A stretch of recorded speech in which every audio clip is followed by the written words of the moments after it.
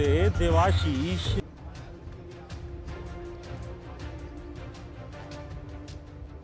बिल्कुल, अभी बस्तर में अतिवृष्टि के कारण जो बाढ़ की स्थिति बनी और 90 वर्षों का रिकॉर्ड टूटा है, और उसके बाद हम विदेश प्रवास में थे तो वहीं से वर्चुअल बैठक लेकर दो बार अधिकारियों को निर्देशित किए कि पीड़ित लोगों के लिए उचित व्यवस्था की जाए, शिविर की व्यवस्था की जाए, भोजन की व्यवस्था की जाए, जो उनकी हानि हुई है, पशु हानि और भी उसकी सबकी क्षतिपूर्ति की जाए। और वहीं से वर्चुअल बैठक भी किए। माननीय केदार कश्यप जी स्वयं जाकर अवलोकन किए, और हम विदेश यात्रा से लौटने के बाद सबसे पहले वहां पर गए और दंतेवाड़ा के अंतर्गत जो पीड़ित मोहल्ले हैं, सब मोहल्लों में लोगों से जाकर मिले शिविर में। और जो शासन की तरफ से प्रयास हुए हैं, पहले तो 43 कैंप वहां पर लगाए गए थे, लेकिन जैसे बाढ़ का पानी कम हुआ, सब लोग अपने घरों में वापस गए हैं। और अभी भी शिविर से सबको भोजन पहुंचाया जा रहा है। सबको वहां पर हर तरह की व्यवस्था की गई है। दो जोड़े कपड़े दिए गए हैं, और उनकी जो भी क्षति हुई है RBC 64 के तहत, अगर कच्चा मकान है तो 1,20,000, पक्का मकान है तो 1,30,000, और जिनको आंशिक क्षति हुई मकान का RBC 64 में 4,000 था, तो हमने मुख्यमंत्री राहत कोष की तरफ से फिर से 6,000 का ऐलान किया है। पशुधन की जो क्षति हुई है उसकी भी भरपाई कर रहे हैं, और इस संकट की घड़ी में सरकार पूरी तरह से उनके साथ खड़ी है, और जनता पूरी तरह से सरकार के प्रयासों से संतुष्ट है। और जो भी अच्छा होगा, मैं तो अभी थोड़ा कह रहा हूँ, लेकिन वहाँ पर और भी जो कंपनियाँ हैं, जो भी वहाँ के लोग हैं, वहाँ के अधिकारियों ने एक दिन का अपना वेतन डोनेट किया है। इस तरह से संकट की स्थिति में सारे लोग वहाँ पर खड़े हैं और सारा सहयोग हो रहा है।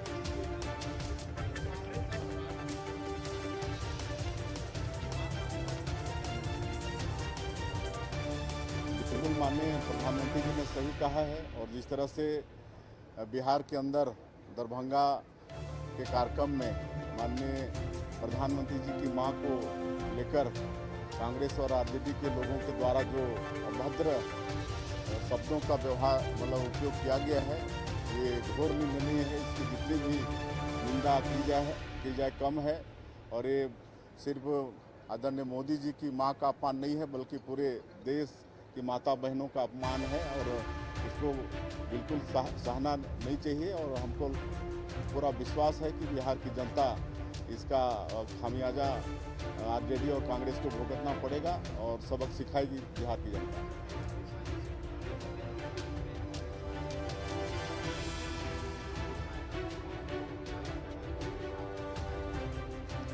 अब इन लोगों को जनता रिजेक्ट कर चुकी है इनके रवैयों से, और इनको ये सब कहने का अधिकार बनता नहीं।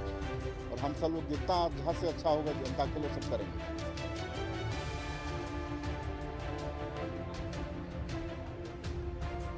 इसकी मुझे जानकारी है, और हमने जिला प्रशासन से भी बात किया है। उसमें अभी तक मेरी जानकारी के अनुसार 3 लोगों की मौत हुई है, और 22-23 लोग घायल हुए हैं, जिनको तत्काल रात में ही हमारे ज़िले के SP कलेक्टर वहां पहुंच गए थे, और अंबिकापुर उनको रेफर किया गया है। और हमने निर्देशित किया है कि घायलों के इलाज में किसी तरह से भी कोताही नहीं बरती जाए।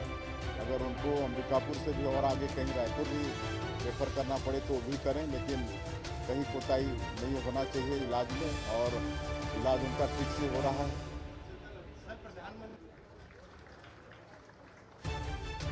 एक तो गणेश महोत्सव का एक पावन अवसर चल रहा है। मैं सबसे पहले समस्त छत्तीसगढ़ वासियों को गणेश महोत्सव की बहुत बहुत बधाई और शुभकामना देता हूँ। और आज बड़ा सौभाग्य का विषय है कि हमारे जो पावर कंपनियां हैं, उनके संयुक्त हवन का आज शिलान्यास कार्यक्रम यहाँ पर संपन्न हुआ है, और 217 करोड़ रुपये लागत पे ये भवन बनकर तैयार होगा 3 वर्षों में। और ये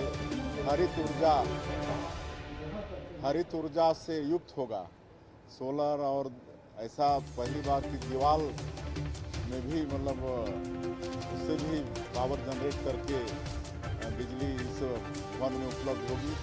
वैसा शायद पहला भवन चंडीगढ़ में बनने जा रहा है। तो मैं इसके लिए विद्युत विभाग, पावर कंपनियां और पूरे छत्तीसगढ़ वासियों को भी बधाई देता हूं, शुभकामनाएं देता हूं। और इस भवन के बनने से निश्चित रूप से उपभोक्ताओं को और हमारे पावर कंपनियां के जो अधिकारी हैं उनको भी लाभ होगा। कार्यक्रम के मुख्य अतिथि माननीय श्री विष्णुदेव साय जी, माननीय मुख्यमंत्री छत्तीसगढ़। कार्यक्रम की अध्यक्षता कर रहे जिले के प्रभारी मंत्री। 2 साल भी ठीक से पूरे नहीं हुए हैं, लेकिन आगाज में आपका अंदाज और उसके अच्छे अंजाम दिखाई पड़ने लगे हैं। ऐसे सरल सौम्य लेकिन कठोर अनुशासन आमंत्रित करता हूं अपने उद्बोधन के लिए।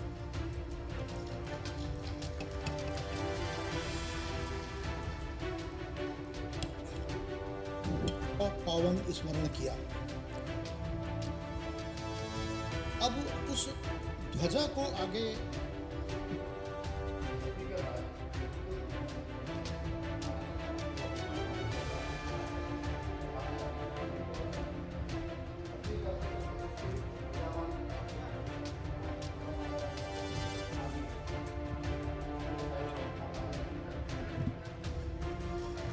डॉक्टर रोहित यादव साहब, प्रदेश के ऊर्जा सचिव तथा जनरेशन और डिस्ट्रीब्यूशन कंपनी के चेयरमैन।